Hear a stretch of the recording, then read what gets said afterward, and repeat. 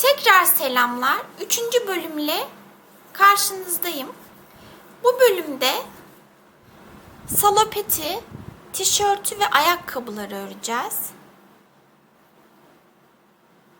Tişörtte şöyle 3 tane düğme kullandım. Ayakkabımız şu şekilde 2 renkli. Salopette hem askılar için kullandım düğme, hem de belinde kullandım.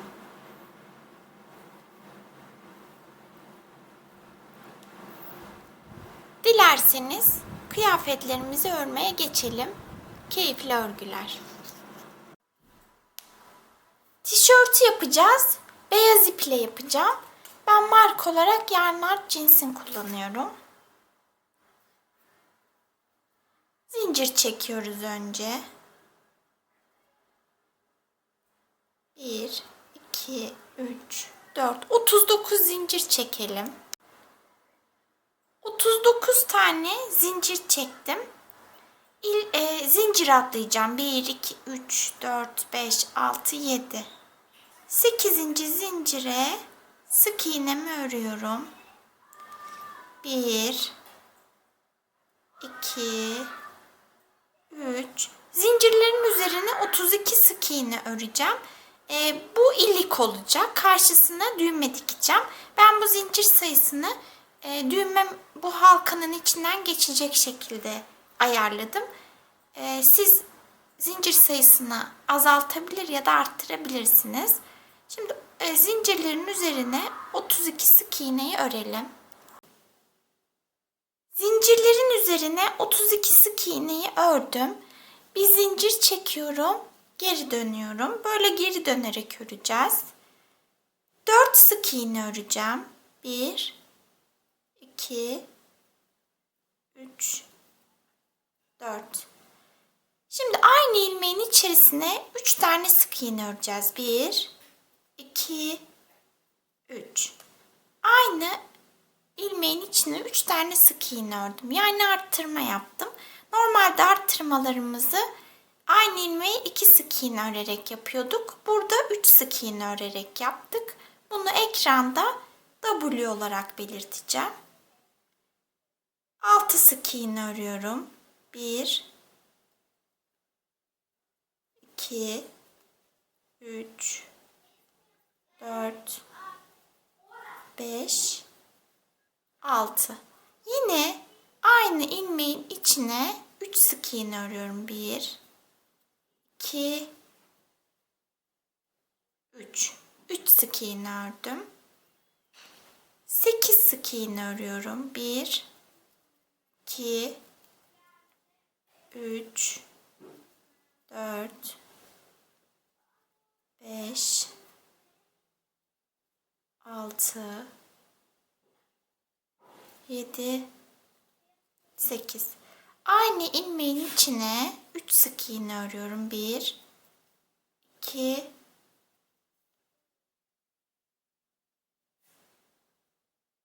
3. Yine 6 sık iğne örüyorum. 1, 2, 3, 4, 5, 6. Aynı ilmeğin içerisine 3 sık iğne örüyorum. 1, 2, 3. 4 sık iğne örüyorum. 1, 2, 3,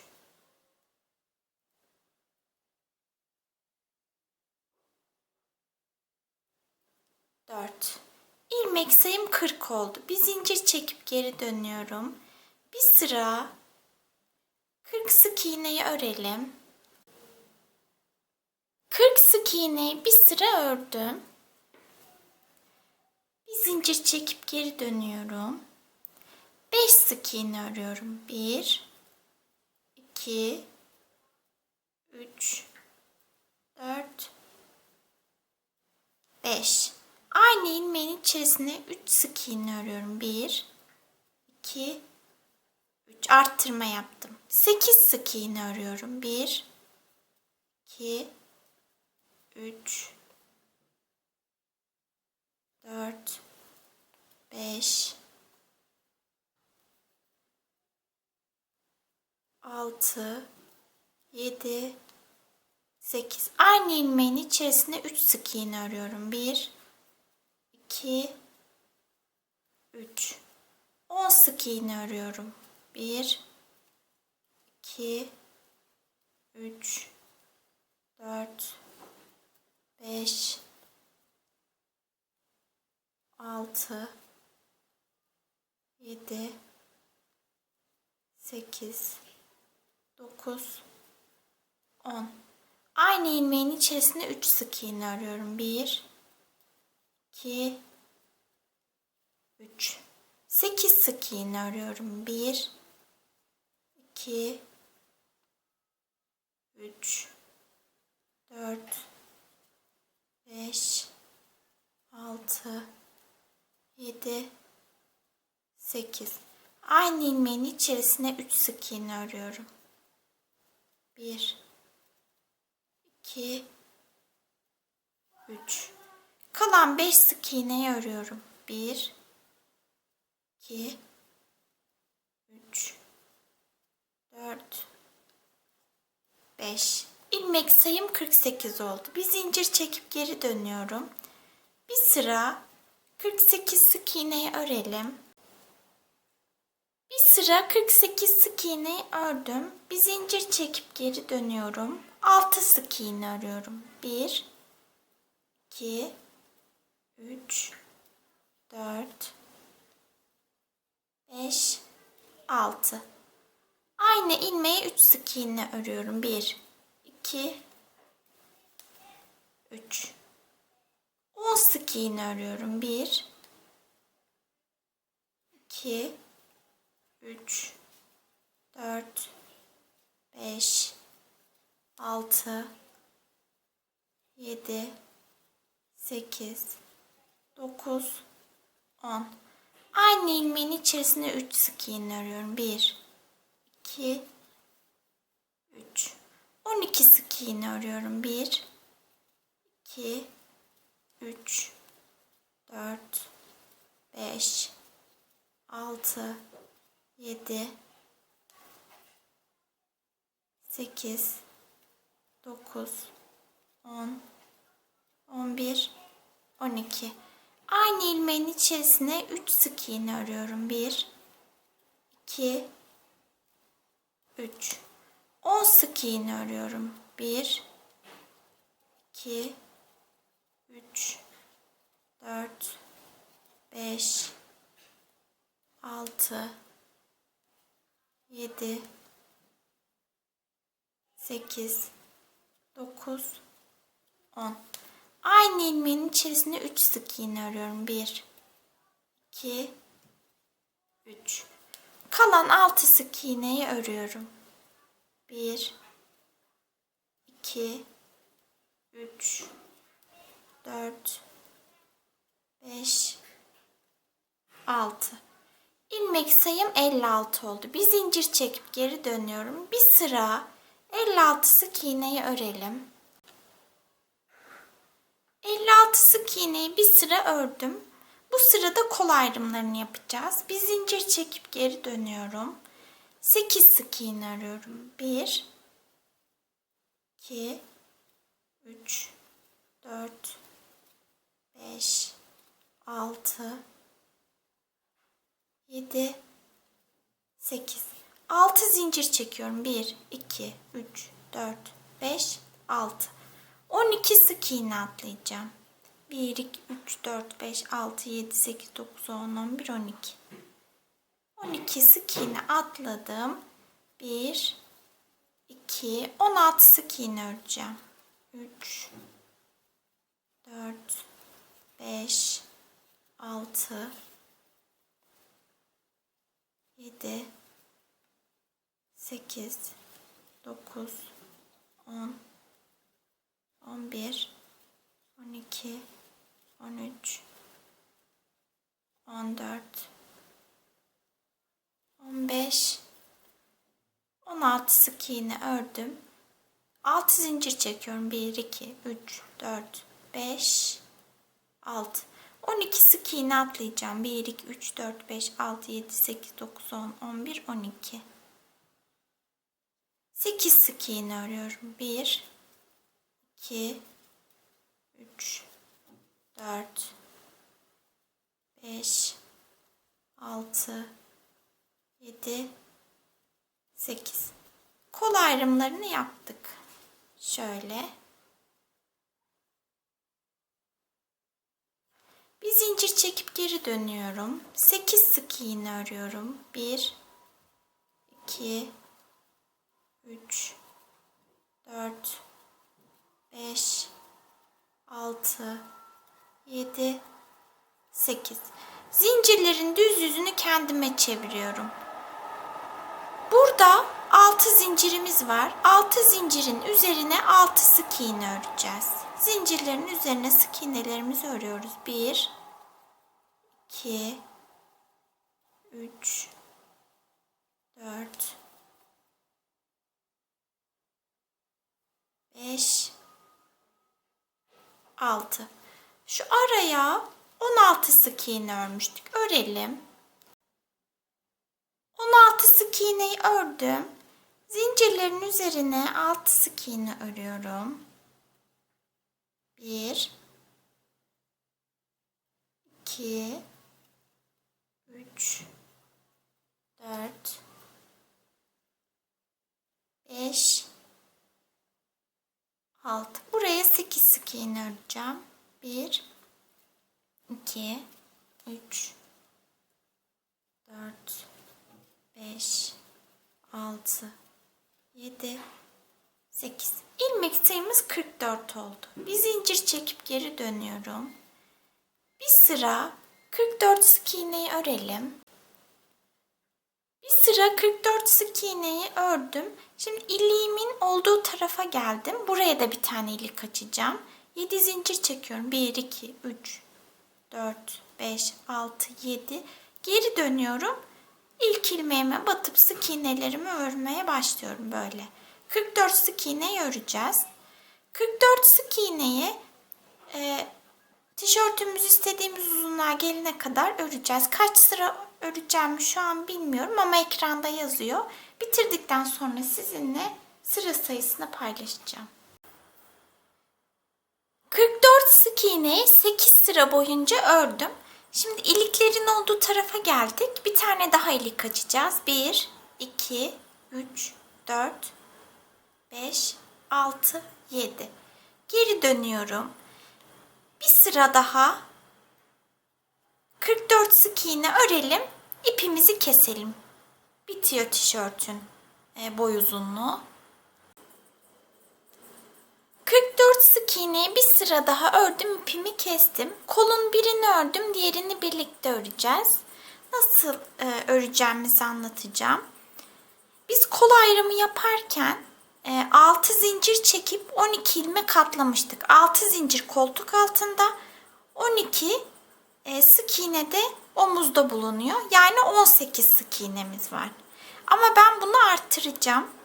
22'ye çıkaracağım. O yüzden köşelere şöyle arttırmalar yapacağım. 22 olacak ilmek sayımız. Tam ortadan başlayacağım koltuk altında. 1, 2, 3, 4, 5, 6. Ortadan üçüncüden başlıyorum şöyle. Şuradan. İpimi geçireceğim.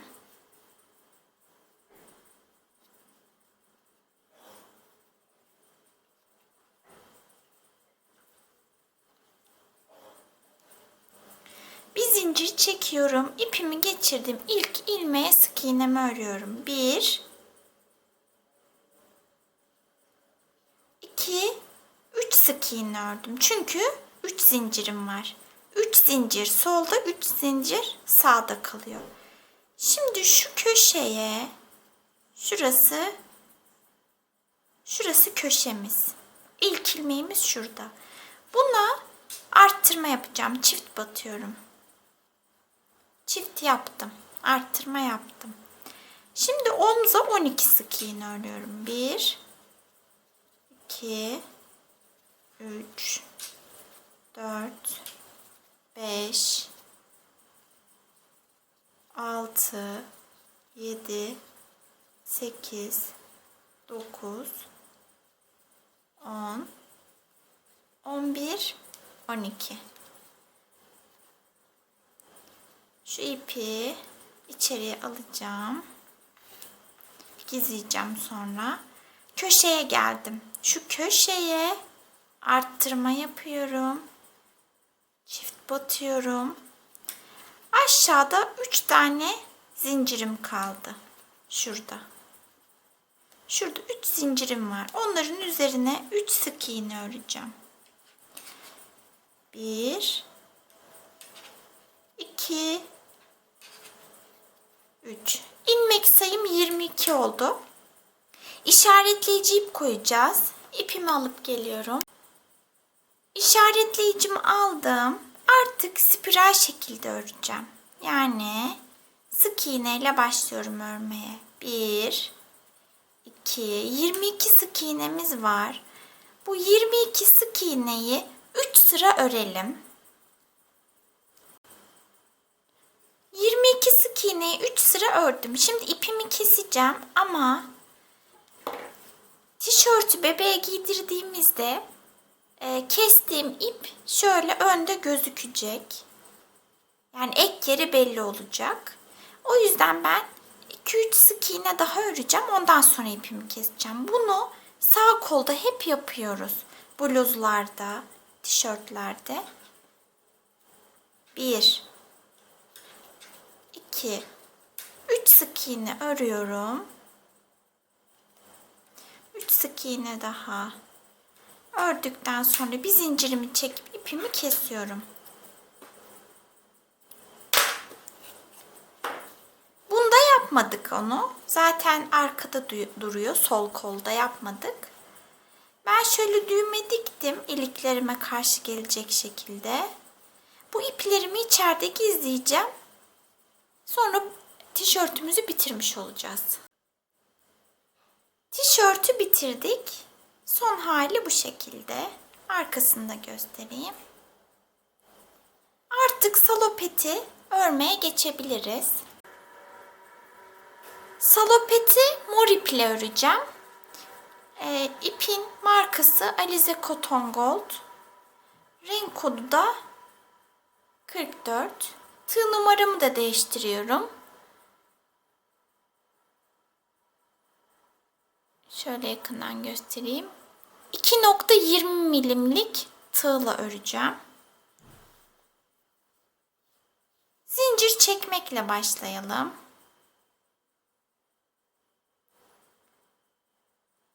Bir, iki, 3, 42 tane zincir çekelim. 42 zinciri çektim. Zincirlerin düz yüzü bana bakacak şekilde diğer uca geliyorum. İlk zincirime batıyorum. Sık iğnelerimi örmeye başlıyorum. Zincirlerin üzerine 42 tane sık iğne öreceğim. 42 zincir çekmiştik. 42 sık iğneyi örelim zincirlerin üzerine. Zincirlerin üzerine 42 sık iğneyi ördüm. İşaretleyici ipimi alıyorum. Spiral şekilde öreceğim. Hiç kaydırma yapmayacağım. Bütün ilmeklerime sık iğne örüyorum. Yani sıra başında da sık iğneyle başlıyorum. Sıra sonunda kaydırma yapmıyorum. O yüzden işaretleyici ip kullanalım. Elimizi de çok sıkmayalım. 42 sık iğneyi 4 sıra boyunca örelim. 42 sık iğneyi 4 sıra boyunca ördüm. Bir zincir çekip ipimi kesiyorum. Örmeye şu zincirlerin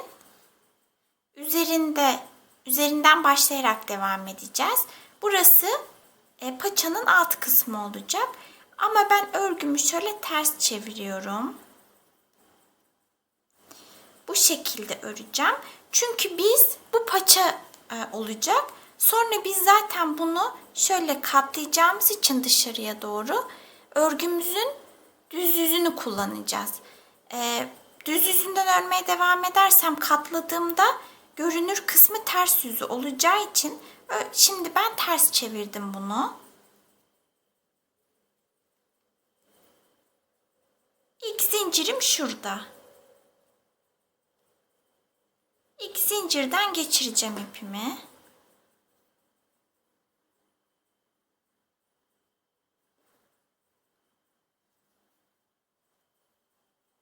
Şöyle. Bir zincir çekiyorum. İpimi geçirdiğim zincire sık iğnemi örüyorum. 1, 2, 3, 42 sık iğneyi öreceğim. 42 sık iğneyi 11 sıra boyunca örelim. 42 sık iğneyi 11 sıra örelim demiştim ama 19 sıra ördüm. Şu paçayı şöyle kıvıracağız. Düz yüzü dışarıya bakacak şekilde oluyor. Şimdi yeni sıraya geçiyoruz. 12 sık iğne örüyorum. 1, 2, 3, 4, 5, 6, 7, 8, 9, 10, 11, 12. Bir tane azaltma yapıyorum. Bu 12 sık iğne bir azaltmadan 2 kere daha öreceğiz. Toplamda 3 tane azaltma yapmış olacağız. 3 azaltma yaptığımız için ilmek sayımız 42'den 39'a düşecek. 12 sık iğne bir azaltmayı 2 kere daha ördüm. 39 sık iğnem var. 39 sık iğneyi öreceğiz. Ta ki bacak uzunluğunu bitiş noktasına kadar. Şu an kaç sıra öreceğim bilmiyorum. Bitirdikten sonra sizinle ördüğüm sıra sayısını paylaşacağım. 39 sık iğneyi 13 sıra ördüm. Bir zincir çekip ipimi kesiyorum. Pantolonun bacağının birini ördük. Diğerini de aynı şekilde örelim bu şekilde. Diğer bacağı da aynı şekilde ördüm. Şimdi karşılıklı olarak birleştireceğiz. 2 sık iğne ile. Şöyle yapacağım. Şöyle birleştireceğiz. Bir bacağın iç tarafından alacağım. Şu devam eden ipi kesmedik. Diğer kestiğimiz son ilmeğe batıyoruz. Sonra diğer bacaktaki ilk ilmeğe batıyoruz. Bir sık iğne örüyorum. Sonraki ilmeğe batıyorum. Diğer bacağa batıyorum. 2 sık iğne örüyorum. Şimdi bir bacağa 37 sık iğne, diğer bacağa 37 sık iğne öreceğiz. 1, 2, 3, 37 sık iğne bir bacağa, 37 sık iğne diğer bacağa örelim. Toplamda 74 sık iğnemiz olacak. Bir bacağa 37 sık iğne ördüm. Diğer bacağı da ördüm. 74 sık iğnem var. İşaretleyiciyi buraya koyuyoruz. 74 sık iğneyi 4 sıra boyunca örelim. 74 sık iğneyi 4 sıra ördüm. 10 sık iğne örelim. 1, 2, 3, 4, 5, 6, 7, 8, 9, 10. Bir tane azaltma yapalım. Bu 10 sık iğne bir azaltmayı toplamda 6 defa örelim. 10 sık iğne bir azaltmayı toplamda 6 defa ördüm. 2 ilmeğim kaldı. Onları da örüyorum. 1, 2. İlmek sayım 68 oldu. Bir sıra 68 sık iğneyi örelim. 68 sık iğneyi bir sıra ördüm. 9 sık iğne örüyorum. 1, 2, 3, 4, 5, 6, 7, 8, 9. Bir azaltma yapıyorum. 9 sık iğne bir azaltmayı toplamda 6 defa örelim. 9 sık iğne bir azaltmayı toplamda 6 defa ördüm. 2 ilmeğim kaldı. Onları da örüyorum. İlmek sayım 62 oldu. Bir sıra 62 sık iğneyi örelim. 62 sık iğneyi bir sıra ördüm. 8 sık iğne örüyorum. 1, 2, 3, 4, 5, 6, 7, 8. Bir azaltma yapıyorum. 8 sık iğne bir azaltmayı 6 defa örelim. 8 sık iğne bir azaltmayı 6 defa ördüm. 2 ilmeğim kaldı. Onları da örüyorum. İlmek sayım 56. Bir sıra 56 sık iğneyi örelim. 56 sık iğneyi bir sıra ördüm. 7 sık iğne örüyorum. 1, 2, 3, 4, 5, 6, 7. Bir azaltma yapıyorum. 7 sık iğne bir azaltmayı toplamda 6 defa örelim. 7 sık iğne bir azaltmayı toplamda 6 defa ördüm. 2 ilmeğim kaldı. Onları da örüyorum. 50 sık iğnem var. Bir sıra 50 sık iğneyi örelim. 50 sık iğneyi bir sıra ördüm. Bir zincir çekip ipimi kesiyorum. İpi şu yüzden kestik. Ben bir sıra daha azaltma yapacağım. Ama o zaman bacaklardan pantolonu giydirmek zor olacak bebeğe. O yüzden şimdi dönerek örmem gerekiyor. Dönerek ördüğümde de örgüm ters olacak. Ben hep bu taraftan başlayıp öreceğim ki örgüm düz olsun. O yüzden ipimi kesip şu işaretleyicinin olduğu ilmekten ipimi geçireceğim. Şuradan öyle öreceğim birkaç sırayı. Bir zincir çektim. İpimi geçirdiğim ilmeğe sık iğne örüyorum. 6 sık iğne öreceğim. 1, 2, 3, 4, 5, 6. Bir azaltma yapıyorum. 6 sık iğne bir azaltmayı toplamda 6 defa örelim. 6 sık iğne bir azaltmayı toplamda 6 defa ördüm. 2 ilmeğim kaldı. Onları da öreceğim. 1, 2, ilmek sayım 44 oldu. Bir zincir çekip ipimi kesiyorum. Şu işaretleyicimizin olduğu ilmekten tekrar ipimizi geçireceğiz.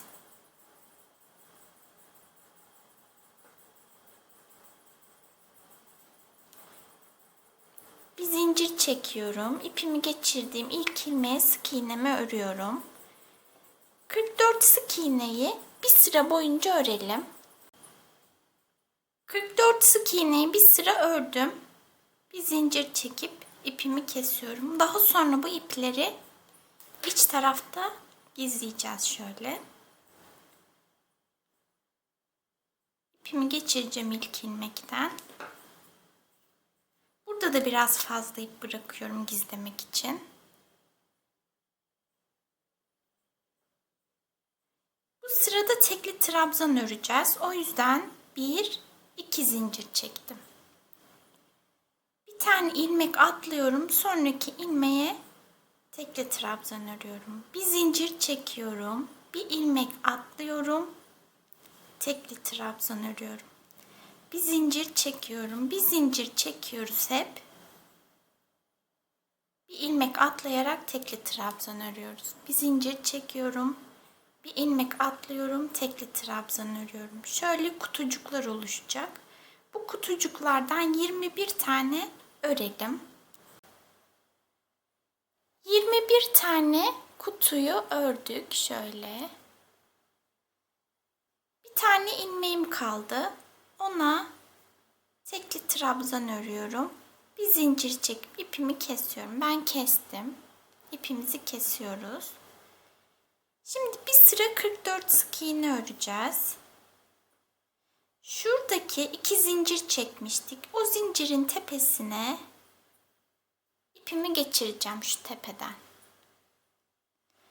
6 tane zincir çekiyorum. İlik açacağız. Karşısına düğme dikeceğiz. 1, 2, 3, 4, 5, 6.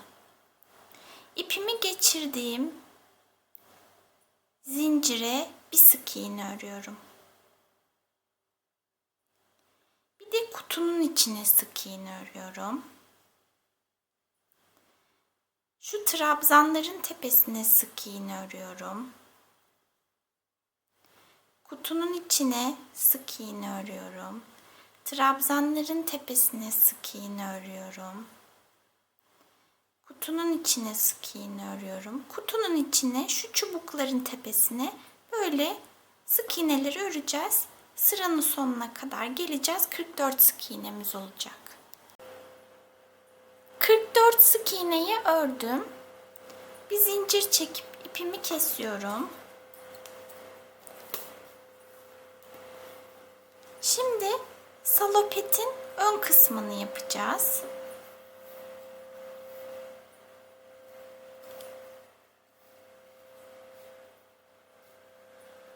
Şurası bizim ilk ilmeğimizdi. Sarmaya başlıyorum. 1, 2, 3, 4, 5, 6, 7, 8, 9, 10, 11, 12, 13, 14, 15. ilmekten ipimizi geçireceğiz. Bir zincir çekiyorum.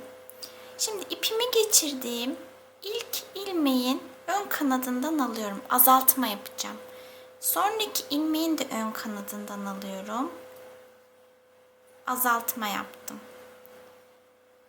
18 sık iğne örelim.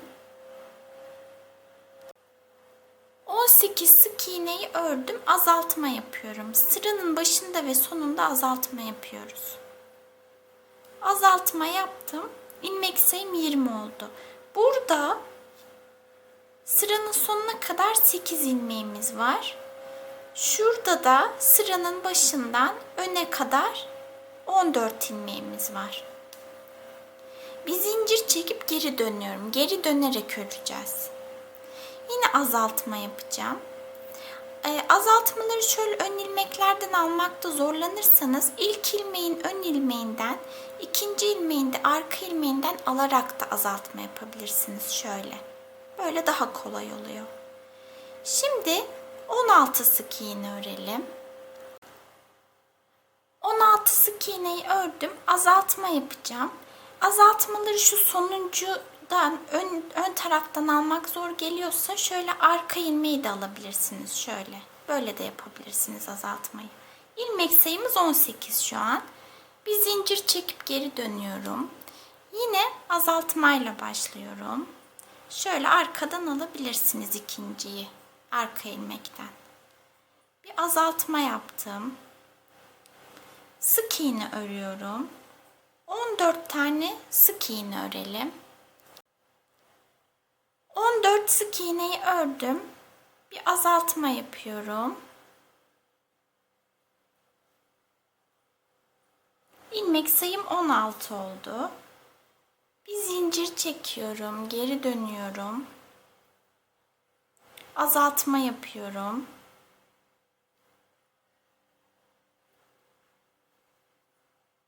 ...12 sık iğne örelim. 12 sık iğneyi ördüm. Bir tane azaltma yapacağım. ilmek sayım 14 oldu. Bir zincir çekip geri dönüyorum. 14 sık iğneyi 9 sıra boyunca örelim. 14 sık iğneyi 9 sıra boyunca ördüm. Şimdi etrafına sık iğneler öreceğiz. Köşeleri çift batacağım. Şuraya ve şuraya.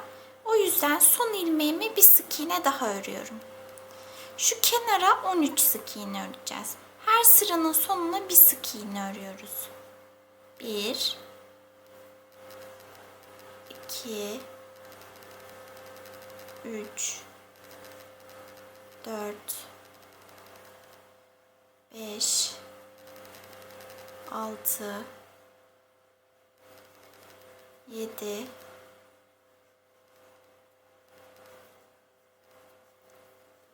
8 9 10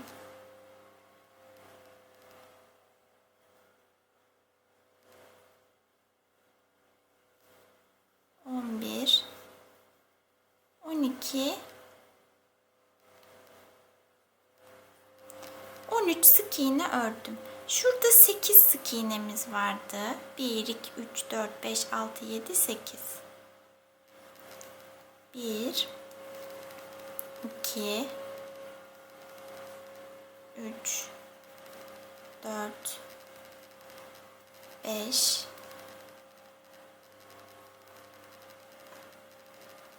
6 7 8. Bir zincir çekip ipimi kesiyorum. Şurada 14 sık iğnemiz vardı. Onu öreceğiz. Şu ilk zincirimden şuradaki ipimi geçiriyorum.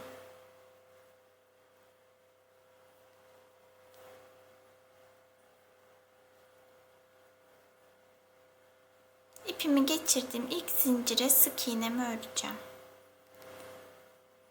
1 2 3 4 5 6 7 8 9 10 11 12 13 14. Şimdi şu kenara 13 sık iğne öreceğim. 1 2 13 sık iğneyi örelim. Yan tarafa 13 sık iğneyi ördüm. Son ilmeğime çift batıyorum. Demiştim, şurada da çift batmıştık. Sık iğne ördüm bir tane daha aynı ilmeğin içerisine. Şu yukarıdaki ilk ilmeğime kaydırma yapacağım. Kaydırma yapıyorum. İpimi kesiyorum. Ben kestim. Bitirdik ön kısmını. Şimdi askılarını yapalım. Şimdi askıyı yapalım.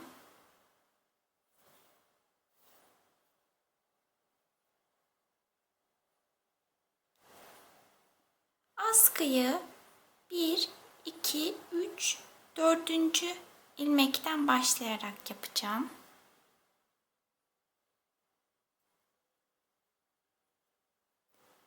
1, 2, 3, 33 zincir çekelim. 33 tane zincir çektim. İlik için 7 tane zincir atlayacağım. 1, 2, 3, 4, 5, 6, 7.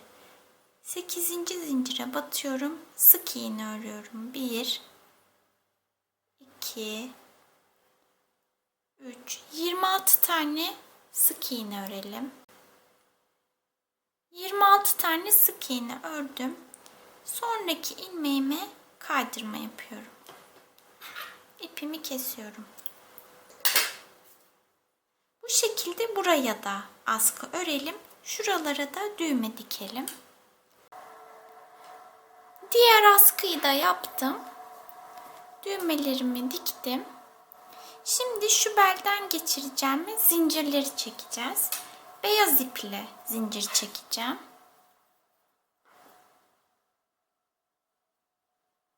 Bir, iki, üç. 100 zincir çekelim. 100 zincir çektim. Şu kutulardan geçireceğiz. Şurası tam orta. Ortadan şöyle alıyorum. Biraz bırakacağım. Sonra ön tarafa geçiriyorum. Tekrar arkaya geçiriyorum.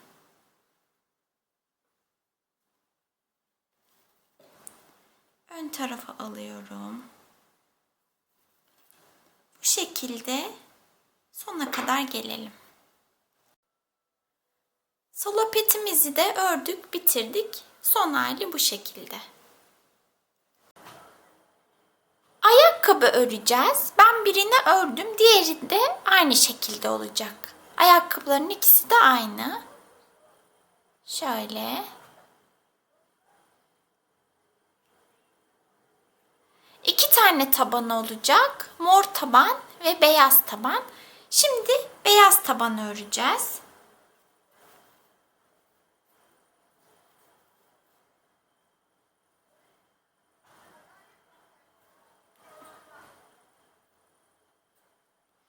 Sekiz tane zincir çekiyorum. 1, 2, 3, 4, 5, 6, 7, 8.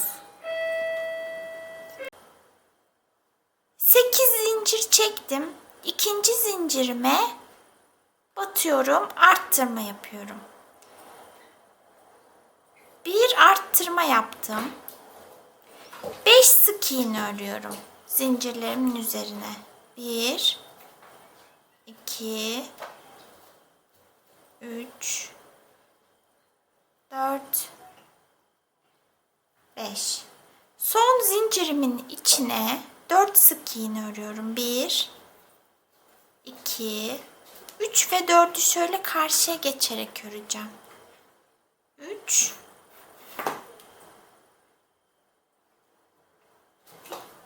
4. Şimdi zincirlerin karşı tarafına 5 sık iğne öreceğim.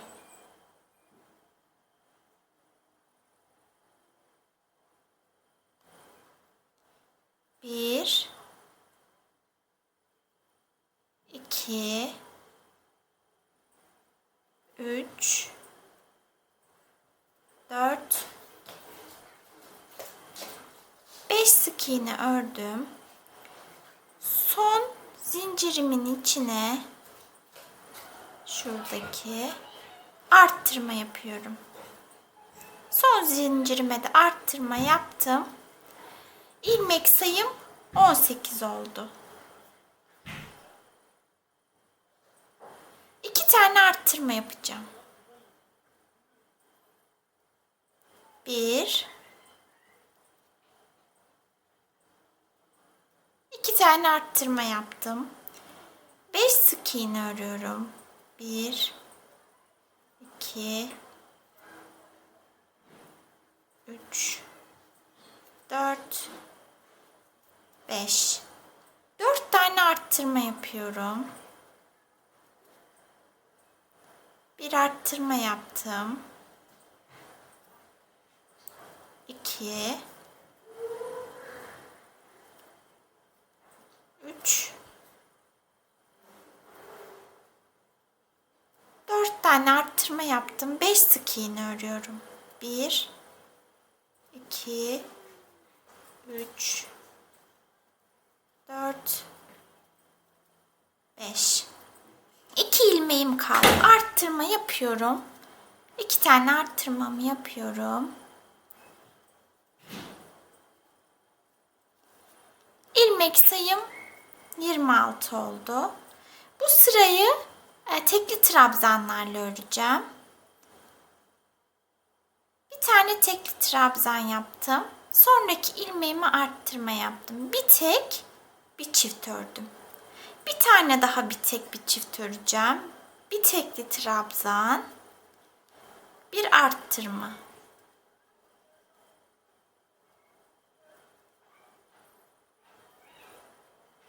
Beş tane tekli trabzan yapıyorum. 1 2 3 4 5. Şimdi bir tekli trabzan bir arttırmayı 4 kere yapacağım. Yani bir tek, bir çifti 4 kere yapıyorum. Bir kere yaptım. Bir tek, bir çift, 2 kere ördüm. Bir tek, bir çift, 3 kere ördüm. Bir tek, bir çifti 4 kere ördüm. Şimdi 5 tane tekli trabzan örüyorum. 1 2 3 4 5. Yine bir tek bir çift yapıyorum. Yani bir tekli trabzan, bir arttırma, bir kere daha bir tekli trabzan, bir arttırma. İlmek sayım 34 oldu. Şimdi sık iğnelerle devam edeceğim. 1 2 sık iğne, bir arttırma yaptım. Bir kere daha 1 2 sık iğne, bir arttırma. 2 kere 2 sık iğne, bir arttırmayı ördüm. 5 sık iğne örüyorum. 1 2 3 4 5. 2 sık iğne, bir arttırmayı 4 kere öreceğim. 2 sık iğne, bir arttırma, bir kere ördüm. 1 2 sık iğne, bir arttırma, 2 kere ördüm. 1 2 sık iğne, bir arttırma, 3 kere ördüm. 1 2 sık iğne, bir arttırmayı 4 kere ördüm. 5 sık iğne örüyorum. 1 2 3 4 5. 2 kere 2 sık iğne, bir arttırma öreceğim. 2 sık iğne, bir arttırma, bir kere daha 1 2 sık iğne, bir arttırma. İlmek sayımız 42 oldu. Şimdi ipimi şöyle birazcık uzun kesiyorum. Tabanımızı bitirdik. Şu ipi keselim. Şunu da şöyle arkada gizleyeceğim. O yüzden ipi biraz uzun kestim.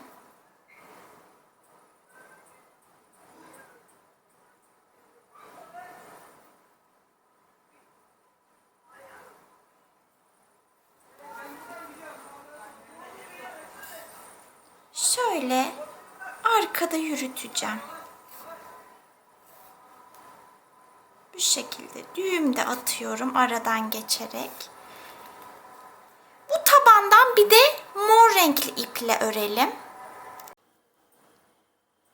Beyaz tabanın aynısından mor renkle de ördüm. Şimdi her ikisini kaydırmalarla birleştireceğiz. Şu beyaz taban üstte olacak. Şimdi şu bizim son ördüğümüz ilmekti. Bu tarafta mor iple ördüğümüz son ilmeğimiz bu tarafta kaldı. Bu tabanda bu taraftayken beyaz tabanda bu tarafta. Aynı karşılıklı olmaları lazım.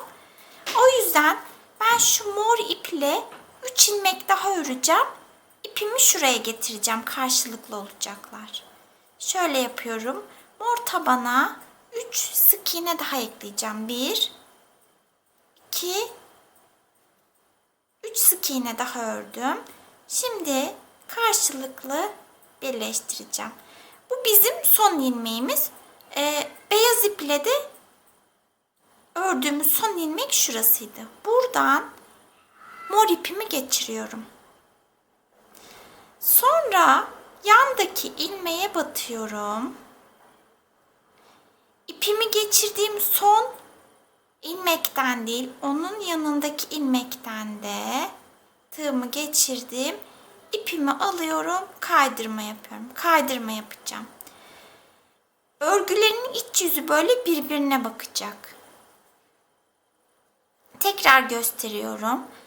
Beyaz tabandan aldım. Mor tabandan aldım. İp alıyorum. Geçiriyorum. Böyle kaydırmalar yapacağım. Bu şekilde. 42 tane kaydırma yapacağız. Gevşek tutalım elimizi, çok sıkmayalım kaydırmalarımızı yaparken. Böyle 42 kaydırmayı yapalım. 42 tane kaydırma yaptım. İşaretleyici ipimi alıyorum. Bu sırayı şöyle filodan öreceğiz. Şu şekilde. Ön ilmeklerden alacağım. Şu arka ilmeklerden almayacağım. Bunlar duracak. Şöyle ön ilmeklerden öreceğim. 42 sık iğneyi. 1 2 3 4. Şu bilolar, yani arka ilmekler arkada duracak. Şimdi biz şöyle örseydik örgümüz düz olacaktı. Ters yönde ördüğümüz için örgümüzün düz yüzü içte kaldı. Ters yüzü dışta kalacak. Yani tersten örüyoruz şu an. Böyle ön ilmeklerden 42 sık iğneyi bir sıra örelim. Filodan bir sıra 42 sık iğneyi ördüm. Şimdi her iki ilmeği de alacağız. Yani filoyu da biloyu da, yani düz bir şekilde öreceğiz 42 sık iğneyi. Yine ters yönden örüyorum. 2 3 4. Bir sıra 42 sık iğneyi örelim. 42 sık iğneyi bir sıra daha ördüm. Bir sık iğne daha öreceğim. Tam ortaya geleceğim. Şöyle. Bir sık iğne daha ördüm. Bir zincir çekip ipimi kesiyorum. Ben kestim. Bu ipi biraz uzun keselim. İç tarafta düğümleyelim, gizleyelim. Ortaya getirdim. Çünkü artık düz yüzünden öreceğim. Örgümü şöyle. Ortadan başlamam lazım. Son bitirdiğim ilmekten. Şimdi bilow'dan öreceğim ilmeklerimi. Şöyle, yani arka ilmeklerden. Beyaz ipimi geçiriyorum.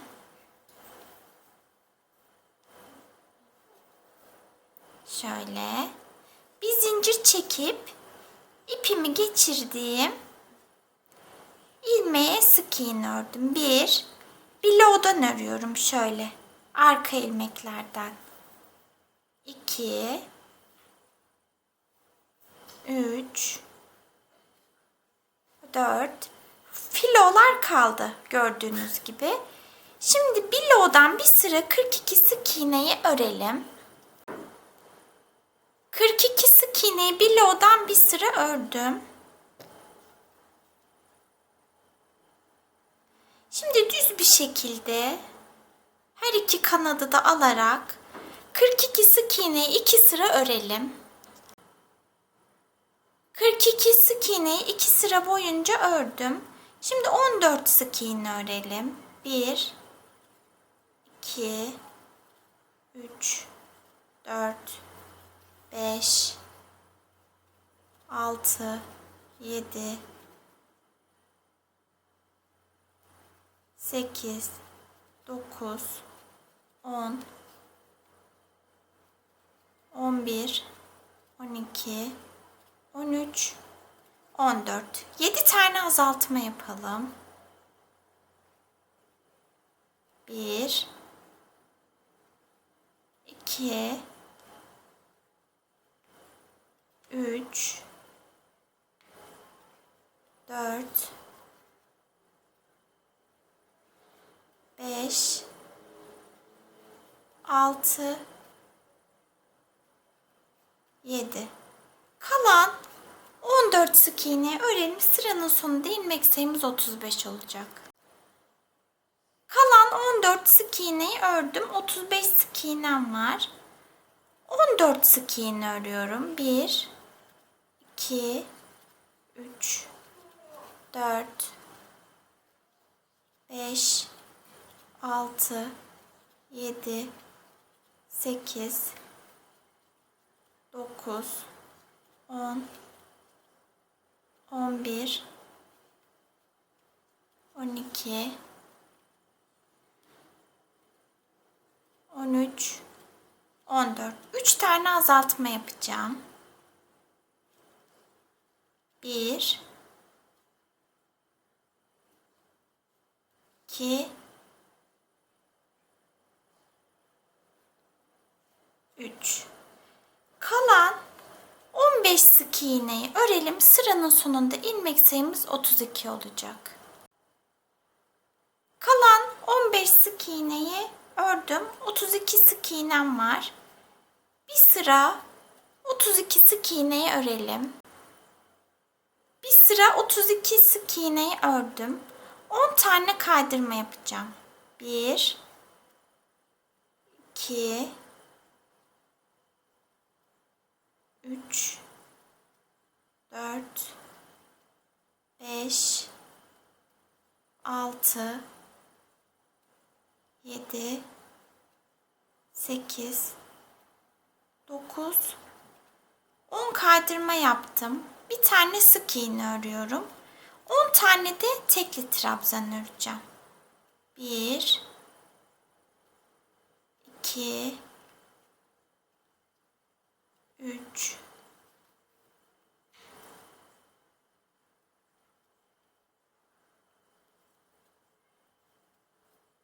4, 5, 6, 7, 8, 9, 10 tane tekli trabzan ördüm.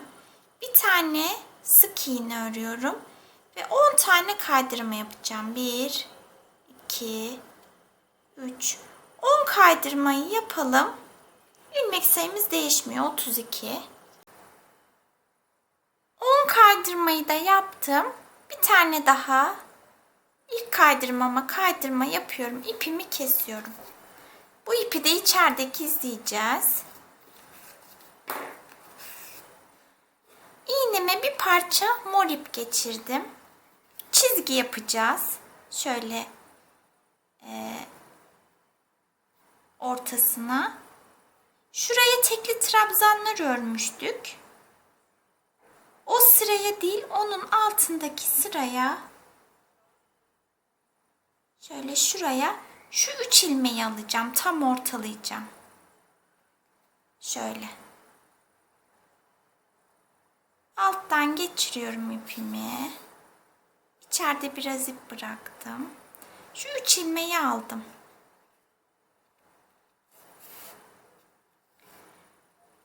Sonra alttaki sıraya değil, bir alttaki sıraya ineceğim. Şöyle şunları alacağım. Yine önden alıyorum şöyle ilmeklerimi. Bir sıra atlıyorum. Aynı hizada indim aşağıya. Yine aynı hizada aşağı iniyorum. Şöyle şuraya batacağım. Şöyle olacak. Bunu çok germeyelim. Şimdi bu ipleri bağlayalım içeride. Böyle olacak ayakkabımız.